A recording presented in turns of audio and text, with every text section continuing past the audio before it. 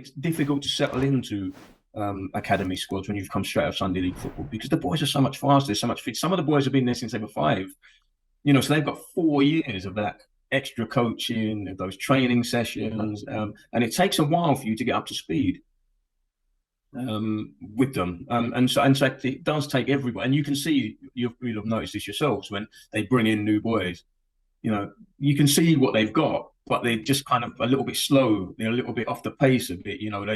They're breathing harder much earlier because they don't have it in their legs in the same way. Yeah. They're thinking, oh, that Sunday League was easy, but this, what?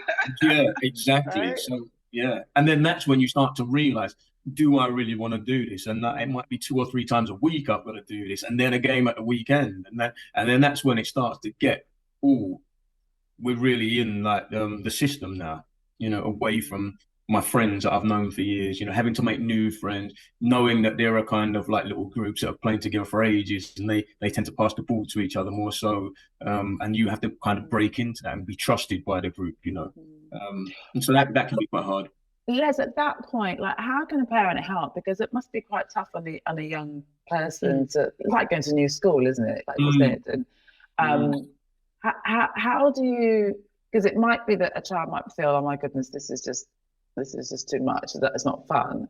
How? Because it's so early too. We know as parents to give things time, but what can we do with those early days, weeks where a child is trying to stay? Personally, I think it's too early at 5. I mean, I think taking boys in at 5 and girls in 6 and 7, it's just, I think it's too early. However, every child is different, and some children can manage that. So, but for real, it was too early.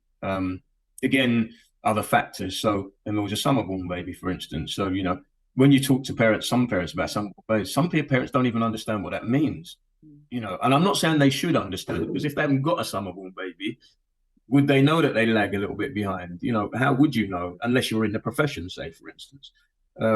And so there are all these factors, and for Emil, I think that was a factor. He was 9 months younger than the oldest boy in his group, and that's a lot. So I never used to judge Emil kind of at that point in time. So at the end of the season, I wouldn't judge him and say, where was he in comparison to the boys? I'd have to wait until 9 months on to see where he was, because he still had that development to make. And so the younger boys can look like they're a little bit behind, but as time goes by, so the gap kind of narrows a bit. But I can relate to that. Even I'm born 28th of August, so even at school, I'm 27th of August, so yeah, exactly. Yes, yeah, exactly. So I know that very, very well myself, being one. But again, I think that's why I then had to try that much harder. And that's probably why I had to run. So when I was ever playing against boys, they were always a little bit bigger, a little bit older, a little bit stronger.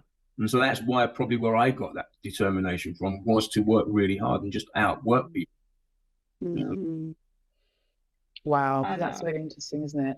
So Les, you were telling us before in a previous conversation, you're obviously from South London, you mentioned that, and you eventually moved to North London to help facilitate and support Emile in that journey. What was the deciding factor on doing that? Because that's a big commitment. It's a big adjustment, isn't it? Yeah, and I think we were in a position where our older son was just going off to university. So it meant that we had some flexibility. It meant that we only really had Emile at home then. And we could take the chance. So, I mean, look, so my journey was, I'd leave Thornton Heath, really early in the morning. I'd commute into Islington. I'd work. I'd leave early.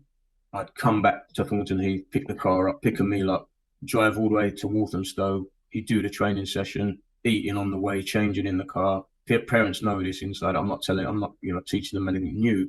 But then you do the same thing back. When you're getting back home at 10:30, sometimes 11 at night, depending on what the traffic was.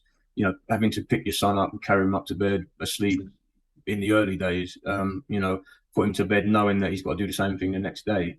That's hard work on everybody. And it wasn't just me. Obviously, my partner was sharing it with me as well. So that was harsh on everybody. And also it's harsh on you. The other children, because in the early days, of course, Jamal would have to be coming to most games. You couldn't just leave him at home, or you can just leave him with people. So that there was that as well. That's how it kind of affects your other siblings, in as much as they have to go along with the journey in many ways. And so it just made sense for us to kind of move closer. Yet, was it a risk? Yes, but I mean, we're both professionals. We owned our own property. We're luckier than other people. So if we didn't own a property, we wouldn't have been able to have done it. We've had to continue with it. So we were fortunate from that point of view. Did we know it was going to work out? No. But do you want your children to do the best they can? Yes. And so you do stuff that can help them. Yeah, look where it got you. Well, I mean, again, you need a huge amount of luck, and you need the right opportunities to come your way, and you need people to buy into you and to believe in you as well.